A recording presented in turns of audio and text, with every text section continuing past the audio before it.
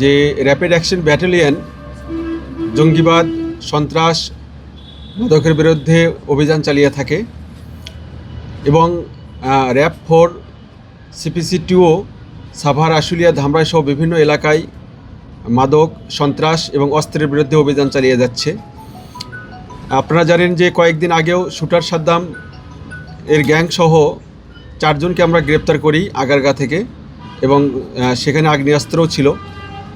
এর প্রেক্ষিতে গতকালকেও আমরা সাভার থানাধীন রাজাসন এলাকায় মাইলস্টোন স্কুল গলির মোড়ের ওইদিকে আমরা একটা অভিযান চালাই। আমরা গোপন তথ্যের ভিত্তিতে আমাদের র্যাব 4-এর অধিনায়ক মহোদয়ের নির্দেশক্রমে আমরা সেখানে গোপন সংবাদের ভিত্তিতে অভিযান চালাই। অভিযানে আমরা সুমন নামে একজনকে আমরা সন্দেহ হয় এবং তার ওখানে সে চায়ের দোকান করে বসে আছে, কিন্তু সে ছদ্মবেশ ধারণ করে এই চায়ের দোকান দিয়েছে, কিন্তু তার মূলত হলো সে ওখানে মাদক ব্যবসা করে এবং অবৈধ অস্ত্র ধারণকারী এবং ওই এলাকায় ত্রাস সৃষ্টি করে। তারপরে তার বডি সার্চ করে তার কাছ থেকে আমরা একটা আগ্নেয়াস্ত্র উদ্ধার করি এবং তার সাথে 3টা ম্যাগাজিন এবং 21 রাউন্ড গুলি এবং তার সহযোগী, তার পাশে আরও 2 জন, তারাও ও মাদক ব্যবসা করে এবং তার সাথেই এই অবৈধ অস্ত্র যে সমস্ত অপকর্ম করে থাকে তার সাথেই সহযোগী হিসেবে কাজ করে।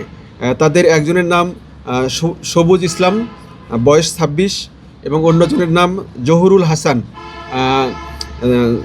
সুজনের বাড়ি দিনাজপুরের নবাবগঞ্জে এবং জহুরুল হাসানের বাড়ি ঢাকা জেলায়।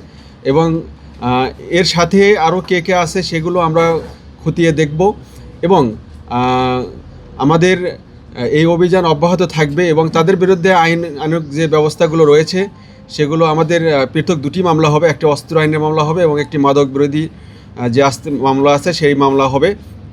সুতরাং আমাদের এই অভিযান অব্যাহত থাকবে।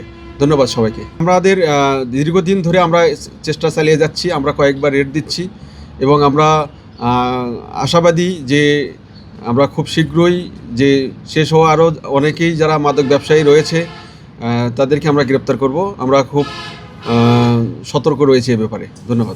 যেহেতু ওই জায়গাতে বেশি অভিযান চালাচ্ছি, সুতরাং আমাদের সব কিছু এখন আমরা করছি না, আমরা নজরদারিতে আছে সব কিছু। ধন্যবাদ।